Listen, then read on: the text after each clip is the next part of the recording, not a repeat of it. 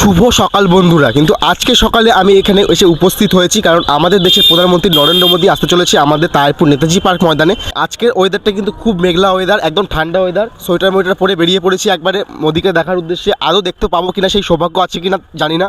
আর তোমাদের সেখানকার লোকজন, সেখানের আবহাওয়া তোমাদের সামনে আমি তুলে দেওয়ার চেষ্টা করবো এবং কিছু মানুষের সাথে কথা বলবো, দেখবো কেমন লাগে, তাদের কি মতামত, তাদের কেমন লাগছে। ঠিক আছে, এখনের ভিড়টা দেখো গাইস, লোকের মাথা ছাড়া আর কিছু দেখা যাচ্ছে না। মারাত্মক লেভেলের কিন্তু ভিড় হয়েছে, তোমরা তো দেখতেই পাচ্ছ যে এত ভিড়ের মাঝখানে যে কীভাবে দেখবো আমরা নিজেরাই বুঝতে পারছি না। আদৌ দেখতে পাবো কিনা সেই সৌভাগ্য হবে কিনা কিন্তু আমরাও জানি। দাদা, তাহিরপুরের মতো এরকম একটা ছোট শহরের আমাদের দেশের প্রধানমন্ত্রী নরেন্দ্র মোদী আসছে, তো আপনার কেমন লাগছে এবং আপনি কোথা থেকে আসছেন? আমার খুব ভালো লাগছে। আমি বইয়ের কাছে থেকে আসছি, আমাদের গাড়ি 2-3 কিলোমিটার আগে আটকে দিয়েছে, ওইখান থেকে আমরা পা হেঁটে হেঁটে আসছি। আমার খুব ভালো লাগছে। আমাদের ইন্ডিয়ার তো মানুষ কিন্তু বহু দূর দূর থেকে আসছে, ঠিক আছে। 2 কিলোমিটার আগে কিন্তু গাড়ি আটকে দিয়েছে, সেখান থেকে কিন্তু মানুষ পায়ে হেঁটে চলে আসছে, ঠিক আছে।